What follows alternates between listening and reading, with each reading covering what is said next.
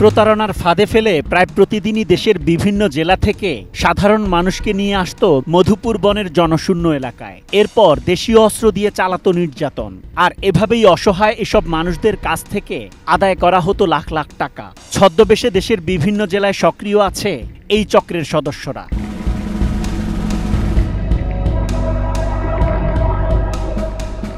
রাজধানীর মিরপুরের বাসিন্দা মোহাম্মদ মহিবুল্লাহর সঙ্গে পরিচয় হয় ঢাকায় দিনমজুরের কাজ করা অপরিচিত এক ব্যক্তির। এরপর গত ঈদুল আজহার আগে কম দামে গরু কিনে দেওয়ার কথা বলে ময়মনসিংহের মুক্তাগাছায় নেওয়া হয় তাকে। দুপুরের খাবার খাওয়ার কথা বলে বাড়িতে নিয়ে যায় তাকে। এরপর রসুলপুর বনের কাছে পৌঁছালে তাকে আক্রমণ করে আগে থেকে উৎপেতে থাকা চক্রের ১০-১৫ জন সদস্য। কেড়ে নেয় কুরবানি গরুর কেনার টাকা। বলো যে আমার বাসায় কিছু খাওয়া দাওয়া করিয়া তারপরে বাজারে যাবেন, এই উপলক্ষে করে তাদের বাসার দিকে আমাদেরকে নিতেছিল। ২-১ মিনিট হাঁটার পরেই জাস্ট তাদের একটা চক্রাই আমাদেরকে হাতে ২-৩টা বাড়ি দিচ্ছে। এই চক্রের আরেক সদস্যের সাথে বাসে পরিচয় আঙ্গুর মিয়ার। নিজে থেকেই সখ্যতা তৈরি করে নেন মোবাইল নম্বর। এরপর আঙ্গুর মিয়া এবং তার ছোট ভাইকে নেওয়া হয় ওই এলাকায়। বনের গভীরে নিয়ে তাকেও আক্রমণ করে ছিনিয়ে নেওয়া হয় সাথে থাকা নগদ টাকা এবং মোবাইল। গুরুতর আহত হন তার ছোট ভাই। ১০-১২ জন লোক এসে আমাদের একবার ঘিরে ফেললে পরে আমাদের তো মারধর করতেছে, কেউ আবার পকেটে টাকা বেঁধে নিতেছে। দস্যু চক্রের কার্যক্রম দেখতে বনের ভেতর যেতে চাই আমরা। গভীর জঙ্গলের সরু পথ দিয়ে কয়েক কিলোমিটার যাওয়ার পর অনুমান করা গেল এই জনশূন্য স্থানে আক্রমণের শিকার হওয়া মানুষ দস্যু চক্রের কাছে কতটা অসহায়। অতিরিক্ত ঝুঁকি বিবেচনা করে মূল সড়কের দিকে রওনা দিলে হঠাৎ সামনেই হাজির দস্যু চক্রের এক সদস্য, অথচ কয়েক মিনিট আগেও এখানে কেউই ছিল না। বুঝতে বাকি নেই আশেপাশে অবস্থান করছে তাদের চক্রের অন্য সদস্যরা। হয়তো আমাদের উপর আক্রমণের প্রস্তুতি নিচ্ছে তারা। নিরাপত্তার কথা বিবেচনা করে দ্রুত ফিরতে হলো সেখান থেকে।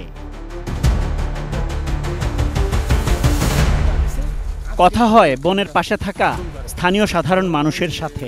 তারা জানান দেশের বিভিন্ন জেলায় কয়েক মাসের জন্য কাজ করতে বের হয় এই চক্রের সদস্যরা।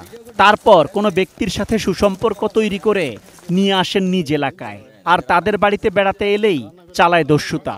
ফেসবুকেও সক্রিয় এই চক্র। কাজে যাই আমার তার কাজ করে আমার ২-৩ দিন কিংবা ১ মাস কাজ করে আবার তা করে নিয়ে আসে। ডিজাইন, এলিগেন্স, বিউটি, সেরা পণ্য সবার জন্য জেভিকো। সারা দেশে ছড়িয়ে থাকা প্রতারক চক্রের সদস্যরা বিভিন্ন কৌশলে অপরিচিত ব্যক্তিদের সাথে সুসম্পর্ক তৈরি করে। এরপর কখনো ডলারের লোভ দেখিয়ে, আবার কখনো অতিথি আপ্যায়নের কথা বলে এই এলাকায় এনে তাদের সাথে থাকা দেশীয় অস্ত্র দিয়ে হামলা করে কেড়ে নেয় সবকিছু। কম দামে ডলার কেনার কথা বলে দস্যু চক্রের সদস্য মোহাম্মদ রুবেলের সঙ্গে যোগাযোগ করে এটিএন নিউজ।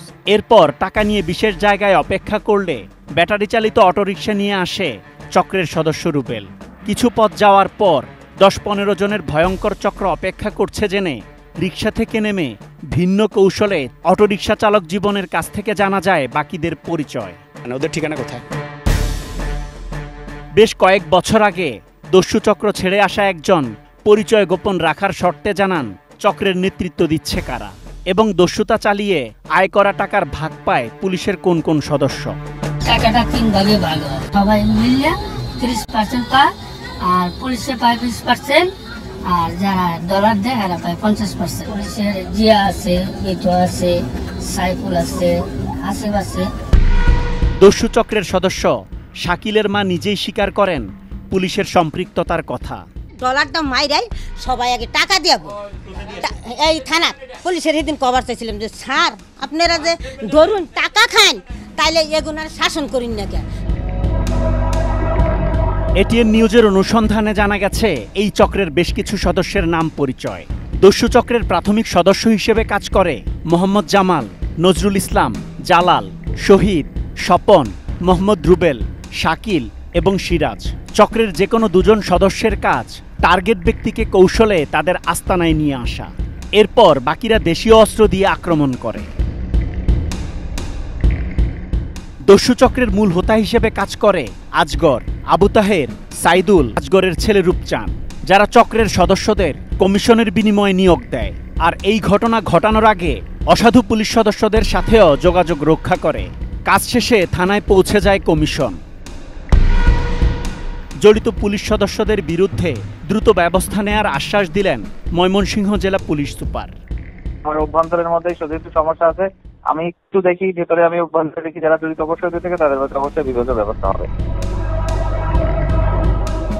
জানা যায় ধরা পড়ার ভয়ে নিজ জেলা ময়মনসিংহের কোনো ব্যক্তির সাথে এমন প্রতারণা করে না এই চক্র। স্থানীয়রা জানান প্রায় ৩০ বছর আগে কয়েকজন ডাকাতের নেতৃত্বে গড়ে ওঠে এই দস্যু চক্র, যা এখন ভয়ঙ্কর আকার ধারণ করেছে। দীর্ঘদিন ধরে চলতে থাকা এই প্রতারণা বন্ধে দ্রুত আইনি ব্যবস্থা গ্রহণের দাবি জানান এলাকার সচেতন মানুষ। Asad Bhuiyan, ATN news, Muktagacha, Mymensingh.